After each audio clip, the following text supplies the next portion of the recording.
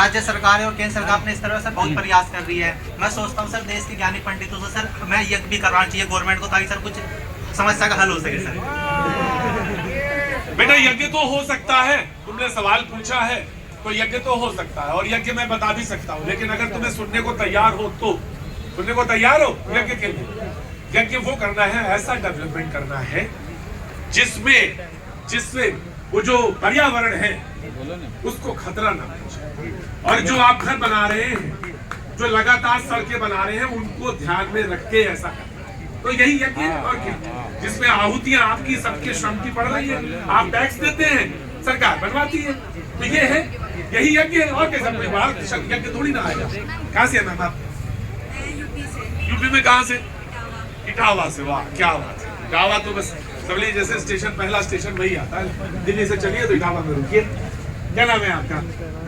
प्रज्ञा। कुछ कहना चाहती हैं आप? घर जा रही थी, गाना सुना तो मैं रुक गई, मुझे पता भी नहीं क्या हो रहा है। ये लोग पागल से हैं, कुछ तमाशा करते हैं। उनको मैंने गाते हुए सुना और आपको मैं देख के रुक गई कि यहाँ क्या हो रहा है। मैं बस देख रही थी क्या हो रहा है। बस ऐसे ही है, रोज ये तमाशा करते हैं और ऐसे ही मैं पागलों की तरह बोलता हूँ। कहाँ गए वो चिन्ह वाले?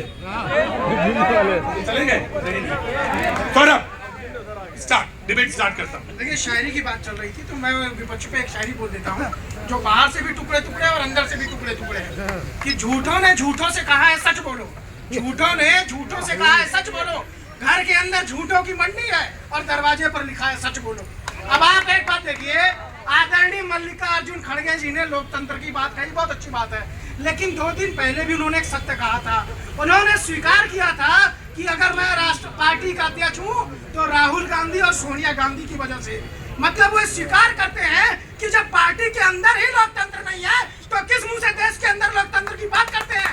एक बात, ये वो पार्टी है जो सामंती सोच लेकर के चलती है, जिसने देश में आपातकाल लगाया, सिख दंगे करवाए, वो लोकतंत्र की बात कर रही है, लोकतंत्र की दुहाई दे रही है।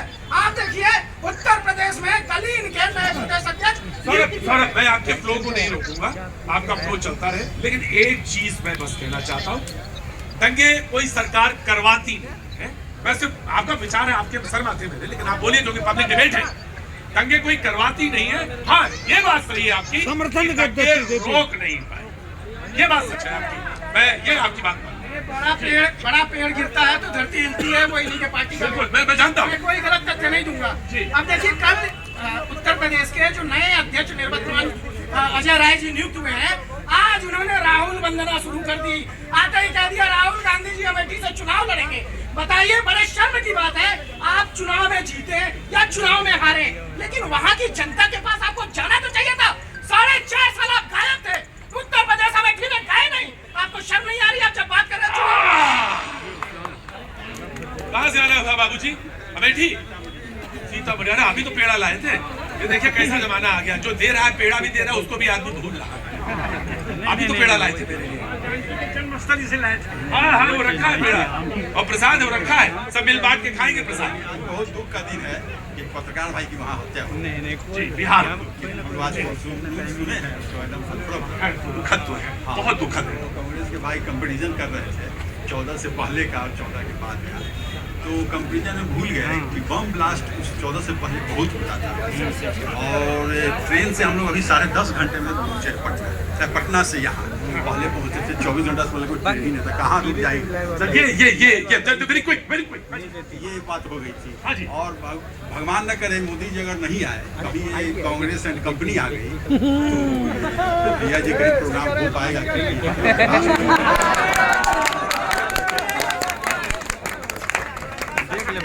बोले कि अगर मोदी जी नहीं आए तो ये प्रोग्राम हो पाएगा या नहीं। 24 में एक बात कहें, आपका नाम पूछना भूल गया। नहीं धमकी नहीं ना कुछ ना, रिक्वेस्ट। क्या नाम है आपका साहब? अंजन जी, एक बात कहता हूँ, प्रोग्राम इस देश में बहुत छोटा है, छोटे का भी छोटे का अंश है। कुछ नहीं, प्रोग्राम कुछ नहीं होता। हम आप जो लोग रोज खड़े होते हैं ना, ये किसी ताकत के तहत आते हैं, वो बड़ी चीज है। आपको भी विश्वास है उसी पे जिस पे आपको विश्वास है। नहीं, ये इस बात पे ध्यान दीजिएगा। प्रोग्राम तो ऐसे 50 लोग आएंगे बोलने वाले, और 75 लोग बोल ही रहे मार्केट में, तो बोलने दीजिए, इसका कोई गम नहीं है। प्रोग्राम होगा या नहीं 24 के बाद, लेकिन यह बात ज्यादा जरूरी है कि संगठित रूप से आपकी समस्याएं आए या नहीं। जी हाँ, चौथा स्तंभ है भैया, मान लिया। इधर कोई हाथ उठा रहा था। हाँ बेटा, क्या नाम है? प्रतीक यादव। हाँ बोलो प्रतीक। मेरा आपसे एक प्रश्न है कि कुछ पार्टी है जो प्रदेश में आमने सामने लड़ती है, बट वही पार्टी सेंट्रल लेवल पे एक साथ आकर लड़ना चाहिए, तो इसका रीजन क्या है? प्रदेश में वो आमने सामने लड़ती हैं, लेकिन सेंटर में आके, जैसे आम आदमी पार्टी यहाँ दिल्ली में हो रहा है, उस पर सवाल उठाए जा रहे हैं कि दिल्ली में क्या होगा, कांग्रेस और आम आदमी पार्टी कैसे लड़ेंगे चुनाव। कहीं बंगाल है, कहीं पंजाब है, तो कई सवाल है ये। और ये हाँ, दूसरा सवाल प्रतीक। अजीत पवार जी ने अभी भाजपा ज्वाइन करी है, लेकिन वो उसके बाद भी शरद पवार जी से मिल रहे हैं जाके, तो ये क्या है इसका मतलब? तो ये थोड़ा जो ढीला बीला है ना मामला, ये क्या है? हाँ जी समझ गया। क्या नाम है आपका? विकांत झा। कहाँ से आना हुआ? बिहार से। मधुबनी से। वो तो मैं समझ ही गया था, इतनी मीठी भाषा है। आगे आइए विकांत झा, आगे आ जाइए जी। कुछ बोलना चाहते हैं? कहाँ से, यहाँ क्या करते हैं दिल्ली में? यहाँ पे मैं स्टडी करता हूँ। स्टडी करते हैं जी। मैं सवाल पूछ लूं तो ज्यादा अच्छा होगा, और इन्हीं से पूछूंगा, इसके अलावा मैं किसी से नहीं पूछूंगा जी। ज्यादा बोलिए, सवाल पूछिए। सर मैं बीजेपी सॉरी कांग्रेस वाले से पूछना चाहता हूँ कि आज इन लोगों ने इंडिया नाम की जो गठबंधन जोड़ी है, सभी जितना भी भ्रष्टाचारियों हैं, तब एक हो गए हैं। आज अटैक करते थे एक दूसरे के खिलाफ, तो आज क्यों हो गए? तो आज आप लोग एक कैसे हो गए जी? जी जी। देखिए, ये जो कह रहे थे ना, ये भी कह रहे थे आई डॉट एंड डॉट लगाते हैं। अब ये जो जनता है ना, इन पे फुल स्टॉप लगाने वाली है। और दूसरी बात, भ्रष्टाचारियों की बात करते हैं। प्रधानमंत्री जी भ्रष्टाचार से लड़ना चाहते हैं, भ्रष्टाचारियों से नहीं लड़ना चाहते। परिवारवाद से भी लड़ना चाहते हैं। लड़ रहे तुमसे, परिवारवाद से भी लड़ रहे तुमसे, लड़ना चाहते हैं। लड़ रहे हैं। हेमंत बिस्वा शर्मा को टूटी चोर। जब कोई बोलता है तो मैं चुप रहता हूँ। पॉलिटिकल पार्टी वाला कहीं बोलता, उससे लोग कहते हैं कि आप सवाल पूछ लेते हैं। पॉलिटिकल पार्टी से सवाल पूछना जरूरी होता है। ये बिल्कुल वैसे ही जैसे आप बोल रहे थे रॉ में, बिल्कुल वैसे ही जैसे गरीबी हटाओ, वैसा ही है बिल्कुल, एकदम जैसे हटाओ। 70 में दशक में नारा आया, गरीबी हटाओ जी। बाजी कहाँ है? बाजी उधर है, मैं आता हूँ। बाजी कहाँ से आना हुआ साहब? दिल्ली से है। क्या काम करते हैं साहब? एक मिनट रुको। ट्रांसपोर्टर है जी। अजी कोई खतरा तो नहीं घर में? बेटा वायरल नहीं हो पाओगे। हाँ, और तुमसे वो भी नहीं हो पाएगा। पाजी बिल्कुल, पाजी आप पूछिए सवाल, लेकिन मैं पूछ रहा हूँ कि कितने एम्प्लॉइज आपके यहाँ हैं पूरे जो ट्रांसपोर्ट सिस्टम में? कम से कम 15 है।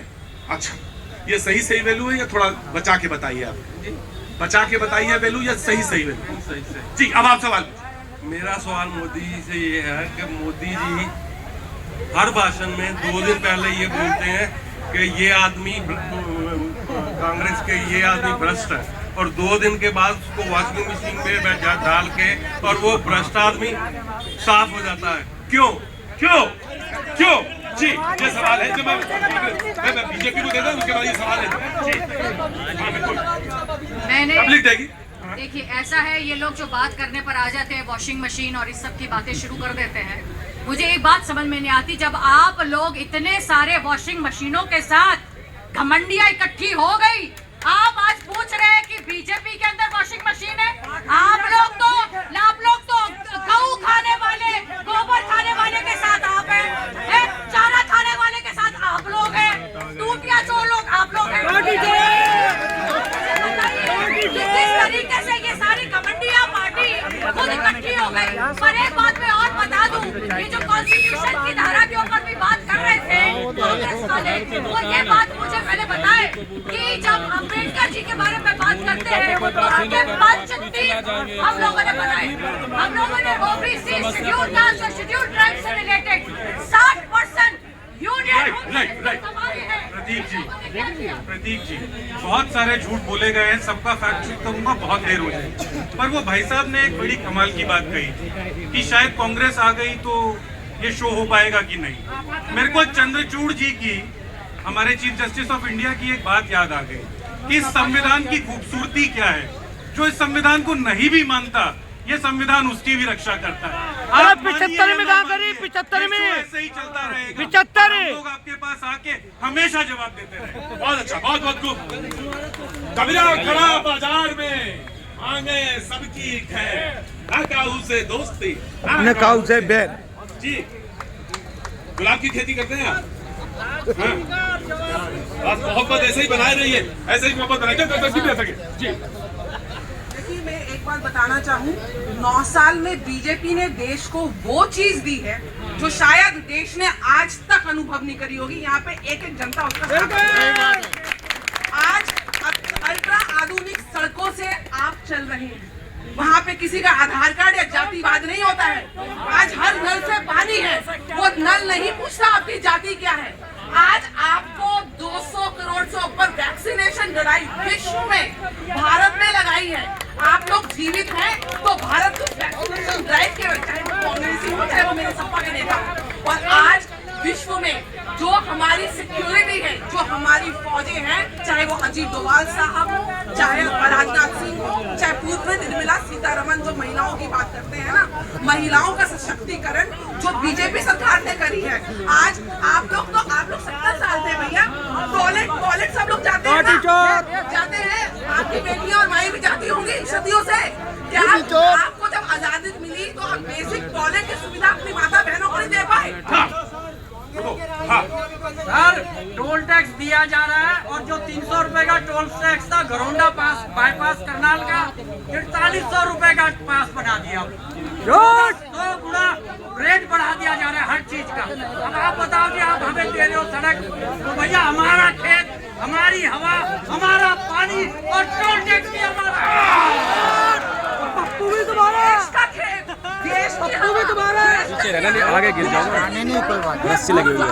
राष्ट्र में सबसे पहले देश को सर्वोपरि जब तक नहीं रखोगे, और आज जो आप लोगों के घर में 200 यूनिट बिजली और 200 रुपए का जो नल का पानी के लिए आप बने जा रहे हो, 70,000 करोड़ जल जो है दिल्ली जल बोर्ड करके वो डूब चुका है। दिन से पूछो जिनका 200 रुपए 200 यूनिट से ऊपर बिल आते, 10-10, 15-15, 20-20 हजार के बिल आ रहे हैं। आज अपने लिए तो जो लोग बोलते थे वो लोग कि हम कभी घर नहीं लेंगे, 45 करोड़ के रेनोवेशन यूरिया का वेट कम कर दिया, यूरिया किसानों का यूरिया खाद, एक तो रेट बढ़ाया